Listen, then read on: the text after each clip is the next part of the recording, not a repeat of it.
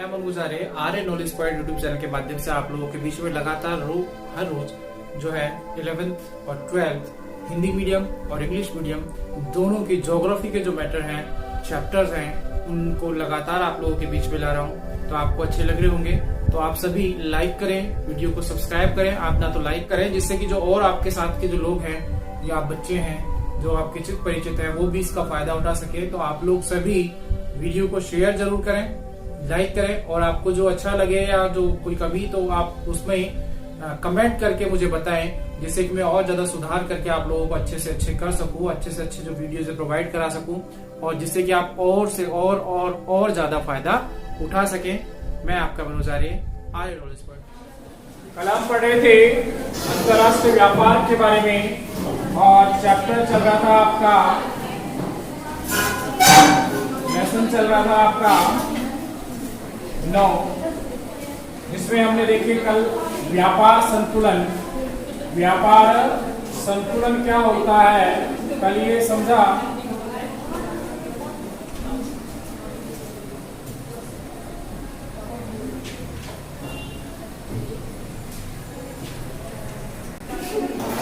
व्यापार संतुलन हमने कल समझा कि व्यापार संतुलन क्या होता है, जिसमें व्यापार में आयात और निर्यात जब बराबर हो, आयात और निर्यात मूल्य जब बराबर हो तो क्या कहलाता है, व्यापार संतुलन कहलाता है। आगे आज हम इसमें देखें तो हम पढ़ेंगे अंतरराष्ट्रीय व्यापार के प्रकार। अंतरराष्ट्रीय व्यापार के प्रकार। अब अंतरराष्ट्रीय व्यापार के प्रकारों में मुख्य 2 प्रकार आते हैं। प्रकारों में मुख्य 2 प्रकार आते हैं, जिसमें पहला है द्विपार्श्विक।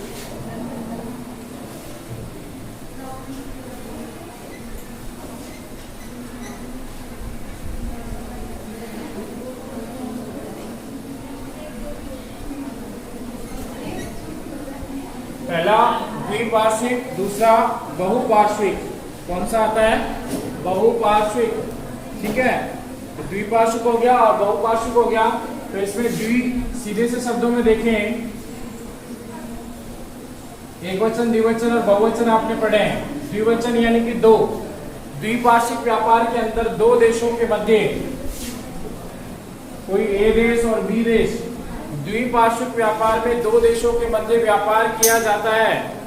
द्विपार्श्विक व्यापार में 2 देशों के मध्य व्यापार किया जाता है। और बहुपार्श्विक व्यापार में 2 से या 2 से 3 से अधिक, या सीधे शब्दों में कहें 2 से अधिक देशों के मध्य किया जाने वाला व्यापार बहुपार्श्विक व्यापार कहलाता है। बहुराष्ट्रीय व्यापार भी इसे कहते हैं। ठीक है, द्विपार्श्विक व्यापार 2 देशों के साथ किया जाता है, जैसे ए से के। ठीक है, और बहुपार्श्विक व्यापार जैसा शब्द से ही क्लियर है इसमें। अब इसमें होता है देश में कुल व्यापारिक साझेदारों के लिए सर्वाधिक अनुकूल राष्ट्र MFN। अब इस बहुपार्श्विक व्यापार में MFN की स्थिति प्रदान की जाती है।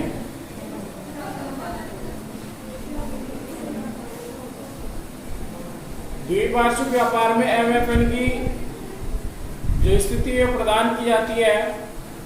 अब MFN का मतलब क्या है, तो इसमें लिख रहा है सर्वाधिक अनुकूल राष्ट्र। ठीक है, मेनली फेवरेबल नेशन जिसे कहते हैं। सर्वाधिक अनुकूल राष्ट्र जो है, अब वो होता है कि जैसे व्यापार करते हैं हम व्यापार करते हैं तो 8-10 देशों के मध्य जैसे कुछ समुदाय बने हुए हैं। ठीक है, अब वो ग्रुप मिलकर के क्या कर रहा है, व्यापार कर रहा है आपस में। उनमें से भी कुछ राष्ट्र ऐसे होते हैं जिनमें आपस में संबंध कैसे होते हैं, अच्छे होते हैं, बहुत ही ज्यादा। तो वो राष्ट्र उसके लिए अनुकूल व्यापार यानी कि एक अनुकूल नेशन बन जाता है। क्या बन जाता है, जिससे उसकी व्यापार संबंधी जो आवश्यकताएं हैं वो अच्छे से पूरी हो रही है और समझौते अच्छे से चल रहे हैं, या फिर उनकी स्थिति कैसी है, अनुकूल स्थिति चल रही है, कोई ज्यादा परेशानी नहीं है। आगे आती है मुक्त व्यापार की स्थिति। मुक्त व्यापार नाम से क्लियर है भाई, व्यापार करने जाते हैं तो व्यापार के लिए एक देश से दूसरे देश के बीच में जब व्यापार किया जाता है तो समुद्री सीमाओं या सीमाओं से बाहर निकलते हैं तो कुछ टैक्स या कर चुकाना पड़ता है व्यापार करने के लिए। आप कहीं पर सामान बेचने भी जाएं तो आपको क्या होगा, वहां बैठने के लिए उस दुकान का, या दुकान आप खरीदेंगे तो दुकान या किराए पे लेंगे तो उसका किराया देना होगा, या एक दिन के लिए आप कहीं बैठ रहे हैं तो किराया देना होगा। आप अलवर से दूसरे जिले में या राज्य में प्रवेश, जिले में नहीं राज्य में प्रवेश कर रहे हैं तो आपको टूल टैक्स पर टूल देना होगा, ठीक है। या फिर आप दूसरे राज्य में प्रवेश कर रहे हैं तो वहां पर आपको दूसरे राज्य में प्रवेश करने के लिए भी क्या देना होगा, टैक्स देना होगा। तो इससे मुक्त, यहाँ कहा गया मुक्त व्यापार, जहाँ कोई ऐसा विभिन्न प्रकार के टैक्सों से छूट मिल जाए, मुक्त व्यापार, आप कहीं भी जाकर कैसे भी व्यापार कर सकते हैं। आज देखो आपके क्या हुआ, आज इंटरनेट शॉपिंग, ई शॉपिंग आप करते हैं, और ई शॉपिंग में क्या होता है, मुक्त व्यापार, मुक्त नीति। एक तरीके से आप विदेश से भी चीज मंगा सकते हैं, जो टैक्स लगना है वो गवर्नमेंट पे अप्रूव, यानी जहाँ सामान उतरेगा तो वही टैक्स लगेगा। अदर आपको लाने ले जाने का, जैसे सामान जो आ रहा है जा रहा है, तो उसमें आप व्यापार कर सकते हैं। तो किस नीति के तहत, मुक्त व्यापार नीति के तहत या स्थिति के तहत व्यापार हेतु अर्थव्यवस्था को खोलने का पूरा कार्य मुक्त व्यापार अथवा व्यापार उदारीकरण, उदारीकरण की बात करते हैं। अब उदारीकरण से अभिप्राय ये होता है कि मान लीजिए कि भाई दूसरा राष्ट्र हमारे राष्ट्र में आकर व्यापार करना चाहता है। अब ये पहलवान महोदय यूं कहते ना करने तो दांत तोड़ दूंगा, हाथ तोड़ दूंगा, पैर तोड़ दूंगा, आके दिखा यहाँ मैं ही करूंगा, बस यहाँ व्यापार मैं ही करूंगा क्योंकि ये पहलवान है भाई। लेकिन अब ये थोड़ी उदारता दिखाए, क्या दिखाए, उदारता दिखाए, भाई मैं भी कमा रहा हूं, तू भी कमा ले, तू भी कर ले भाई, ठीक है, तू भी व्यापार कर ले। तो ये क्या होता है, एक तरीके, अब उसमें कुछ नियम और शर्त और कानून बनाए जाते हैं कि तुमसे टैक्स नहीं लेंगे, टैक्स लेंगे जहाँ 100 रुपए ले रहे हैं तुम 20 रुपए दे देना, ठीक है, फॉर एग्जाम्पल, तो कम दे देना, व्यापार कर सकते हो, जिस भी प्रकार का सामान लाना चाहो बेच सकते हो। अब ये नहीं बम गोला बेचेगा भाई, नियम होता है, आयुध निर्माण सामग्री या अन्य, फिर उसमें समझौते होंगे अगर ऐसी कुछ चीजें बेचान की जाती हो। तो मैंने कहा कि उदारीकरण की नीति, जिसमें व्यापार टैक्स मुक्त, कर मुक्त कर दिया जाता है। आगे देखें इसमें, तो इसमें देखो यह कार्य व्यापारिक अवरोध जैसे सीमा शुल्क को घटा दिया जाता है। घरेलू उत्पाद एवं सेवाओं से प्रतिस्पर्धा करने के लिए व्यापार उदारीकरण सभी स्थानों से वस्तु और सेवाओं के लिए अनुमति प्रदान कर देता है। मैंने यही कहा कि आप कुछ भी कैसे भी कुछ भी लाओ, घरेलू लाओ, कुछ भी आप अनुमति प्रदान कर लिए, व्यापार कर लो, ठीक है। तो ये व्यापार उदारीकरण या मुक्त व्यापार की स्थिति में किया जा सकता है। अगर कोई देश चाहे तो इस स्थिति को बंद करके वो टैक्स लगा सकता है, वो ये कह सकता है कि ना ये देश मेरे देश में व्यापार नहीं कर सकते, पूरा अधिकार है उसको। लेकिन आज वर्तमान में भूमंडलीकरण की स्थिति है, वैश्वीकरण की स्थिति है। भूमंडलीकरण और मुक्त व्यापार विकासशील देशों की अर्थव्यवस्था को उन पर प्रतिकूल थोपते हुए उन्हें विकास के समान अवसर न देकर बुरी तरह प्रभावित कर सकते हैं। परिवहन व संचार के तंत्र के विकास के साथ ही वस्तु एवं सेवाओं की पहले की अपेक्षा तीव्रतम और दूरस्थ क्षेत्रों तक पहुंच की जा सकती है, किंतु व्यापार मुक्त व्यापार को केवल संपन्न देशों द्वारा ही बाजार की ओर नहीं ले जाना चाहिए।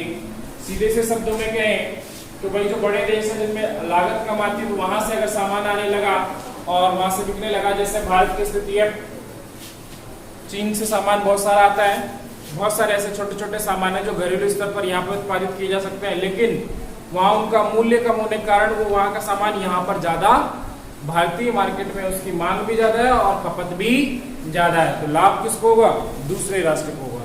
तो ये स्थितियां आ जाती हैं इस समय। तो एक आता है ठप्प करना। ठप्प करना क्या होता है, लागत की दृष्टि से नहीं वरन भिन्न भिन्न कारणों से अलग अलग कीमतों की किसी वस्तु को दो देशों में विक्रय करने की प्रथा को ठप्प करना कहते हैं। अलग अलग कीमत की स्थिति, कीमत की किसी वस्तु को देशों में विक्रय करने की अलग अलग कीमत है, लेकिन उसे कम दाम करके, अब जैसे कंपटीशन होता है ना, प्रतिस्पर्धा, भाई अपना सामान बेचने के लिए क्या करते हैं, मूल्य क्या कर दिए जाते हैं, कम कर दिए जाते हैं, जिससे कि उनकी जो वस्तुएं हैं, सामान है, उसका डिमांड बढ़ जाए और खपत भी बढ़ जाए। ठीक है, आगे इसमें देखें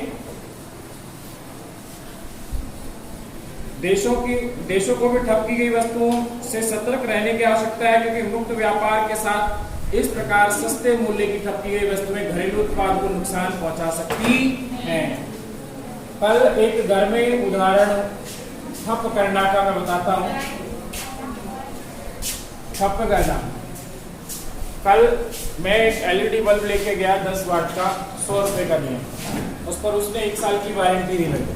उसने 1 साल की वारंटी दी, घर में लगा हुआ था, मुझे और रोशनी चाहिए तो मैंने एक और लिया, 5 वाट का था तो मैं कहा 10 वाट को 15 हो जाएगा, फिर अब भी कम पड़ेगी, एक ट्यूबलाइट और लेके। तो हुआ क्या, घर पे शाम को जब पापा बोल रहे हैं कि ये फ्यूज हो गया, एक और दूसरा था घर पे लगा हुआ, वो फ्यूज हो गया। मैं क्यों हो गया, एलईडी वाला है तो इसकी गारंटी होगी, बदलाओ। तो वो कह रहे ना, ये एक मेरे को बेच रहा था 25 रुपए में, 25 रुपए में बेच रहा था। कोई ऐसे ही जैसे बेचने वाले आते हैं ना, वो एलईडी बल्ब ले लो, तो वो मात्र 25 रुपए में बेच रहा था, मैंने ले लिया।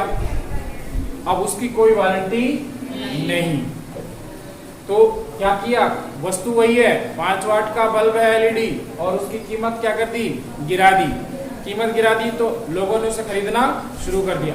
अब उसकी क्वालिटी पर कोई मतलब नहीं है। तो अब घरेलू उत्पाद जो मान लो यही 25 रुपए का बल्ब, यहाँ जो दूसरा बल्ब था वो 80 रुपए में बिक रहा था, और उसकी 1 साल की गारंटी भी थी घरेलू उत्पाद का, लेकिन मान लीजिए बाहर से बना हुआ आया तो इसको ज्यादा खरीदा लोगों ने, उसकी वैल्यू घट गई, यानी उसकी खपत घट गई और ये बिकने लगा, चाहे अब इसकी क्वालिटी कैसी भी हो, क्योंकि इसने क्या कर दिया, मूल्य घटा दिया। सब्जी मंडी में जाएंगी मम्मी और सब्जियां थोड़ी सी खराब हो जाए, बढ़िया मिल रही हो, घनी सारी मिल रही हो, 100 रुपए किलो भिंडी हो, अब उसमें थोड़ी सी भिंडी कुलमुलाई सी हो गई हो, और क्या दी जाएगी, ले लो भाई 50 रुपए किलो, 50 रुपए किलो। मम्मी सबसे पहले 50 रुपए का भिंडी उठा के लाएगी, तो थोड़ी सी कुलमुलाई सी तो है, कहीं हो जाए छक जाएंगी सब है। तो ये मूल्य गिरने के साथ उनकी स्थिति खरीद में बढ़ जाती है, मांग बढ़ जाती है। अगला आता है विश्व व्यापार संगठन। विश्व व्यापार संगठन, विश्व व्यापार संगठन से अभिप्राय है जिसे हम बोलते हैं WTO। विश्व व्यापार संगठन जो है, जिसे आज वर्तमान में हम WTO के नाम से जानते हैं, इसकी शुरुआत कहां से हुई, तो सर्वप्रथम 1948 में देशों ने व्यापार करने के लिए उच्च सीमा शुल्क और विभिन्न प्रकार की बाधाओं को दूर हटाने के लिए 1948 में GATT, जिसका नाम मैं पीछे बता चुका हूं, journal agreement trade and tariff, एक समझौता, विश्व का सबसे पहला व्यापार हेतु किया गया समझौता 1948 में गैट के नाम से बना, ठीक है। और इसमें व्यापार हेतु कुछ नियम और शर्तें, कानून बनाए गए, इसे journal agreement trade and tariff कहते हैं। 1994 में सदस्य देशों द्वारा, अब क्या हुआ, 1994 में, 48 में बना, 1994 में जो भी इसके सदस्य देश होते थे, भाई जो मिलना चाहे और व्यापार करना चाहे इस प्लेटफॉर्म पर और इन नियम और कानूनों के अधीन आकर के, तो वो कर सकते हैं, तो सदस्य राष्ट्र बनते थे। 1994 में सदस्य राष्ट्रों ने क्या किया, सदस्य राष्ट्र जो थे इनके बीच में एक निष्पक्ष व्यापार को बढ़ाने या प्रोन्नत करने हेतु स्थायी संस्था का निर्माण करने की बात की गई। 1994 में एक स्थायी संस्था का निर्माण की बात कही गई कि वे एक समझौता किया गया और उसमें कहा गया कि स्थायी संस्था गैट को हटा करके गैट के स्थान पर एक स्थायी संस्था का निर्माण किया जाए। और उस संस्था का निर्माण जो हुआ वो हुआ 1 जनवरी 1995 में एक नई WTO में गैट को मिलाकर के वर्ल्ड ट्रेड ऑर्गेनाइजेशन, विश्व व्यापार संगठन का निर्माण किया गया, ठीक है। और ये गैट जो है वो WTO के रूप में रूपांतरित हो गया, बदल गया। विश्व व्यापार संगठन एकमात्र ऐसा अंतर्राष्ट्रीय संगठन है जो वैश्विक नियमों का व्यवहार करता है, ठीक है, और विश्वव्यापी तंत्र पे नियमों का बनाता है, और विश्व में हो रहे व्यापारिक समझौते या अन्य जो व्यापार संबंधी समस्याएं हैं उनका निपटान भी कौन करता है, WTO करता है, ठीक है। कोई भी समस्या उत्पन्न होती है तो इसके पटल पर जाकर उस समस्या का निराकरण, व्यापार संबंधी जो भी समस्या है वो यहाँ होता है, ठीक है। आगे देखें तो इसमें बैंकिंग सेवाएं, अन्य विषयों जैसे बौद्धिक संपदा का अधिकार, व्यापार भी अन्य कार्यों को भी सम्मिलित किया गया है। उन लोगों के द्वारा विश्व व्यापार संगठन की आलोचना एक विरोध धनी देशों की और धनी बनते जा रहे हैं और गरीब और अमीर और गरीब के बीच की जो खाई है वो क्या होती जा रही है, पुअर पीपल और रिच पीपल। प्रेमलाल और रामलाल, पुअर गरीब और रामलाल जी अमीर, यानी कि रिच पीपल। अब ये अमीर तो है वो और अमीर होते जा रहे हैं और गरीब है जो और। फॉर एग्जाम्पल कोरोना ही देखो भाई, अमीरों की फैक्ट्रियां खूब चलती रही, बंद हुई नहीं हुई, माल बिका सभी को, खाद्यान्न की वस्तुएं सभी को चाहिए थी, छोटे मोटे सभी के घरेलू सामान सभी को चाहिए थे जो फैक्ट्रियों में बनते हैं, मेडिकल इक्विपमेंट और मेडिसिन सब चल रही थी, सब किनके थे, अमीर लोगों। बंद किसका हुआ काम, गरीब लोगों का। मजदूर ठप हो गया, कामकाजी जो प्राइवेट सेक्टर में काम कर रहे थे वो बहुत सारे हो गए। सैलरियां, इस सेक्टर में भी इनकी फैक्ट्रियों में काम करने वाले लोगों की इन लोगों ने क्या की, सैलरियां घटा दी। बहुत से ऐसे चित परिचित है जिनको या तो मैं जानता हूं कि जॉब से निकाल दिया, या उनकी सैलरी आधी कर दी, या 60% कर दी, किसी की 40% कर दी, हम जैसों की तो 0 ही कर दी। स्कूल वालों ने हमें निकाल दिया लेकिन बच्चों से फीस लेते रहे, ठीक है, हमें निकाल दिया और फीसें पूरी आई हैं लास्ट तक भी। और अगर रखा भी है तो अब ऐसे 1 घंटे आ जाए भाई, सिर्फ 1 घंटे का पेमेंट देंगे बस। उस 1 घंटे में व्हाट्सएप ग्रुप में जोड़कर 3 स्कूलों को पढ़वा रहे हैं, तो 3 स्कूलों का सारा पेमेंट उठा के, तो ये गरीब तो और गरीब हो जाए और अमीर तो और अमीर हो जाए। मैंने एक एग्जाम्पल दिया, ठीक है, खुद की भी हालत हमारी ऐसी है। तो ये स्थिति है। तो यहाँ पर ये अमीर और गरीब की खाई जो है वो बढ़ती जा रही है, ठीक है। सभी अपना अपना फायदा इस कोरोना काल में भी सबने देखा, ठीक है। लेकिन जो निम्न तबके का वर्ग था, गरीब वर्ग था, कामकाजी वर्ग था, उनकी तो हालत कुछ ऐसा वर्ग था इसमें जिसने तो भगवान को भी प्यारा बना, भूखमरी के कारण, सड़क पर पैदल चलते चलते कारण, थकावट के कारण, खाना ना मिलने के कारण, ठीक है, बहुत से ऐसे लोग थे बेचारे जो मौत के घाट उतर गए। अब आता है प्रादेशिक व्यापारिक समूह। क्या आता है, प्रादेशिक व्यापारिक समूह। अब ये प्रादेशिक व्यापारिक समूह क्या होते हैं, ये प्रादेशिक व्यापारिक समूह क्या करते हैं भाई, जो प्रदेश है यानी कि हमारा देश है वो कुछ अन्य देशों के साथ मिलकर के एक समूह, छोटा सा समूह बना लेता है और फिर समूह अपने स्तर पर मिलकर के WTO के अधीन रह करके एक छोटा समूह बना लेते हैं और फिर उसमें क्या करते हैं, व्यापार करते हैं कि हमने ये नियम साथ कानून बना लिए, अब हम 5, 7, 10 राष्ट्र मिलकर के आपस में व्यापार करेंगे इन नियमों के अधीन रह करके, वो कहलाते हैं प्रादेशिक व्यापारिक समूह, ठीक है। आज 120 प्रादेशिक व्यापारिक समूह हैं।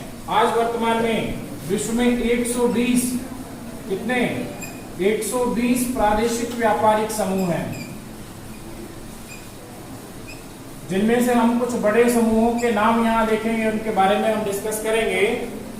50 और जो है ये 120 व्यापारिक समूह 52% व्यापार का जन्म करते हैं। इस व्यापारिक समूह को अंततः प्रादेशिक व्यापार को गति देने में, वैश्विक संगठनों के असफल होने में ये प्रत्युत्तर दिया है कि विश्व स्तर पर जो फैल हो रहे थे, हमने छोटे समूह बनाकर व्यापार को बनाए रखा, ठीक है।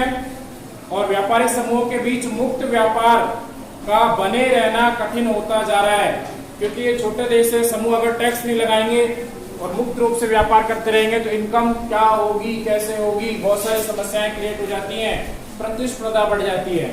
मैंने एग्जांपल आपको पीछे दे चुका हूँ LED बल्ब वाला।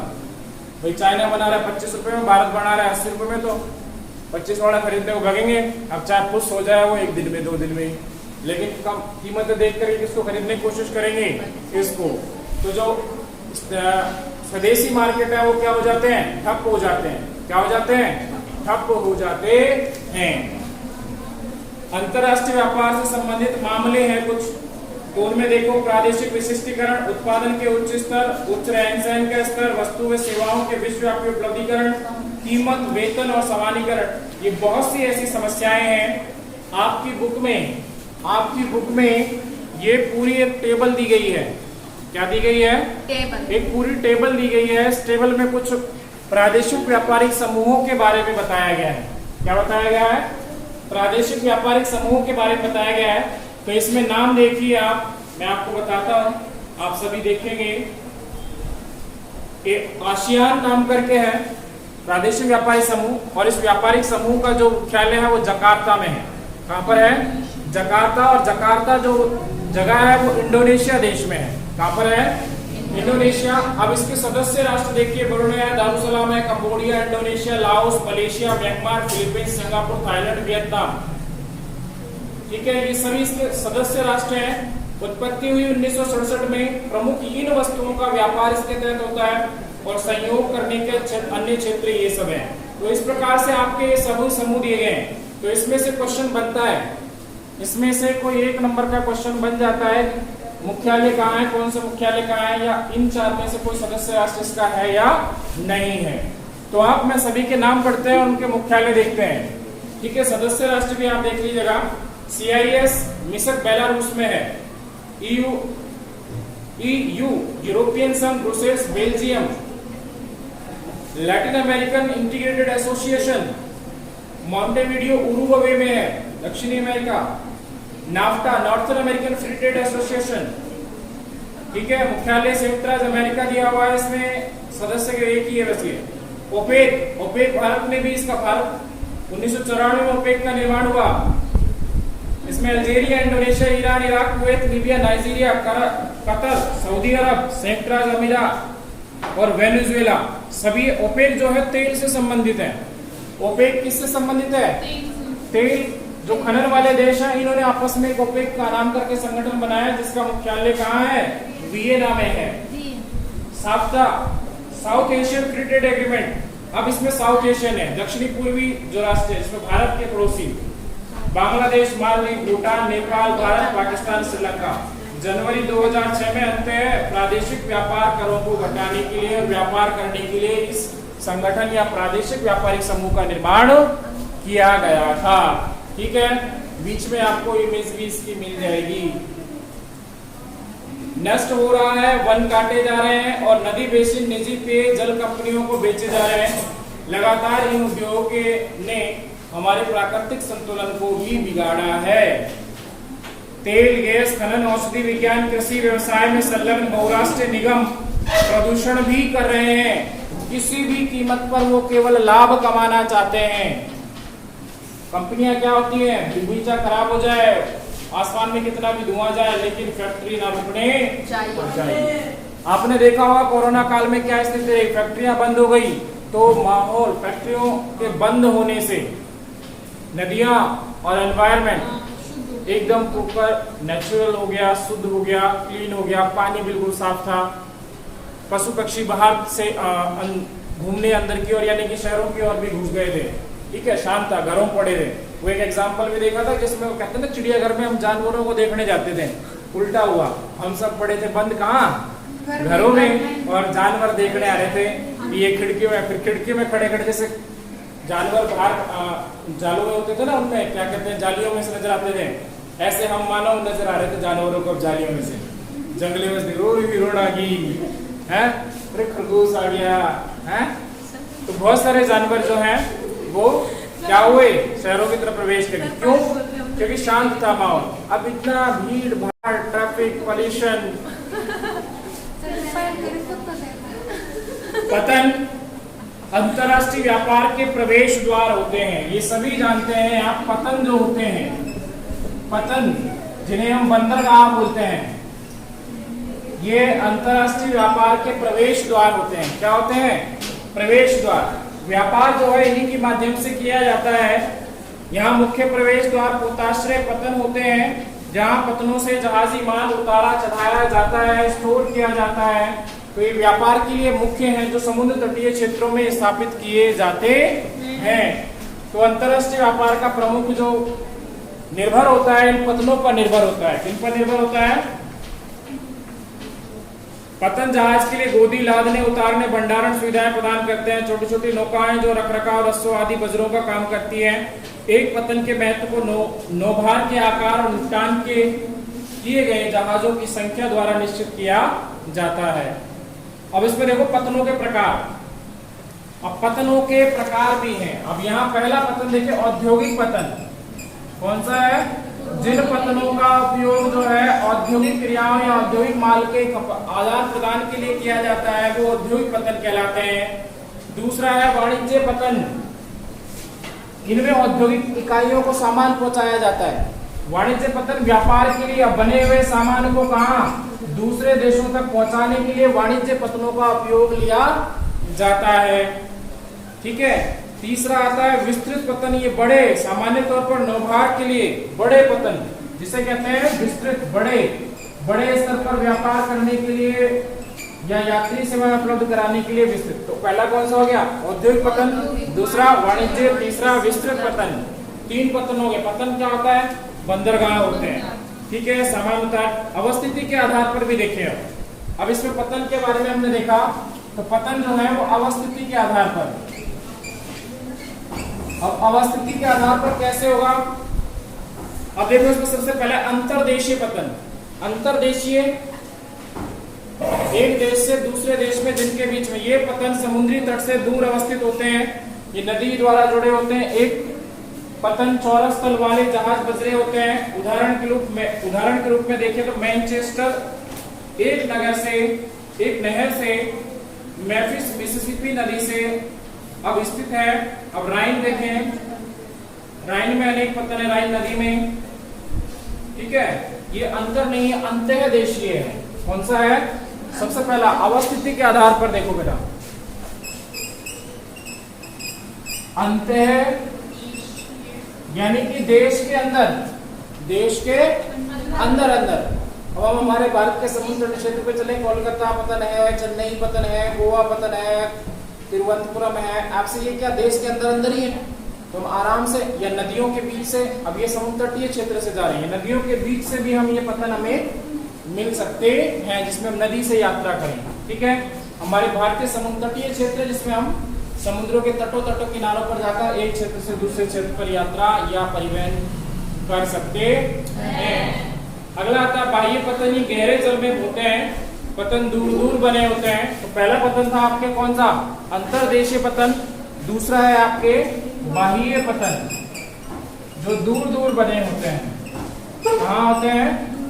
दूर बने होते हैं जिन्हें बाह्य पतन के श्रेणी में रखा जाता है। इनमें जहाज अपने बड़े आकार के कारण उन तक पहुंचने में अक्षम होते हैं। ठीक है। आगे देखें तेल पतन।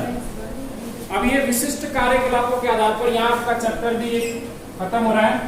विशिष्ट कार्यकलाप, विशिष्ट क्रियाओं के आधार पर जो है, तो इसमें पहला जो है वो आता है कौन सा? तेल पतन। कौन सा पतन? तेल पतन। तेल पतन में आप जैसे मैंने ओपेक का नाम लिया, किसका नाम लिया था?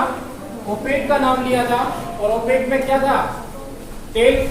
ईरान, इराक, सऊदी अरब, वेनेजुएला, ये सब क्या थे? तेल उत्पादन करने वाले देश थे। तो वहां पर तेल पतन, जिनसे तेल का आयात निर्यात होता है। दूसरा है मार्ग पतन, जो मार्गों में विश्राम के लिए या सामान्य खाद्य पदार्थ की आपूर्ति के लिए प्रयोग में लिए जाते हैं। मार्ग पतन। कौन से पतन? मार्ग पतन। ठीक है। Packet station. पैकेट स्टेशन में फेरी पतन के नाम से भी जाना जाता है इन्हें। Packet station.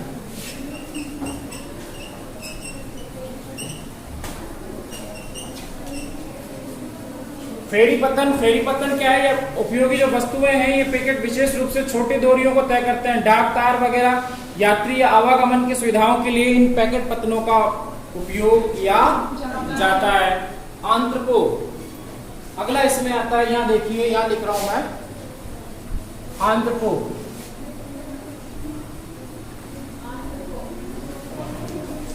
अब नाम ही अजीब सा है। अब ये है क्या आंत्रपो?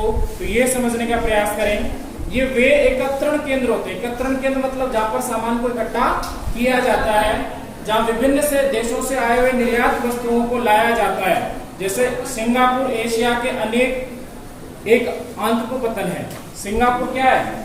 एशिया का एक आंत्रपो पतन है जहां पर विभिन्न देशों से वस्तुओं को लाकर यहाँ इकट्ठा कर लिया जाता है। यहाँ से दूसरे देशों की ओर क्या करते हैं? निर्यात करते हैं। क्या करते हैं? निर्यात करते हैं। उदाहरण स्वरूप इंग्लिश चैनल के आर पार इंग्लैंड के डोवर और फ्रांस के कैलाइस, सॉरी मैं ऊपर वाला पढ़ गया, अंतको जो है तो रोटरडम यूरोप में है, कोपेनहेगन बाल्टिक क्षेत्र में है। और इसके बाद आता है अंतिम जो है नौसेना पतन। नौ मतलब नौकाएं, सेना मतलब सेना के कार्यों के लिए, जो सेना के कार्यों के लिए पतन बनाए जाते हैं, जिसमें सैन्य संबंधी जो कार्य होते हैं, सैनिक जो होते हैं उनके जलयान खड़े होते हैं, उनकी पनडुब्बियां खड़ी होते हैं, उनके जलपोत युद्धपोत खड़े होते हैं, वहां उनसे संबंधित सेना से संबंधित कार्य होते हैं, उन पतनों को नौसेना पतन कहते हैं। यहाँ आपका ये चैप्टर जो है वो कंप्लीट क्लोज होता है। एक चैप्टर बचता है आपका इस बुक का जो है 10वां चैप्टर, उसे हम अगले 2 दिन में कंप्लीट कर देंगे।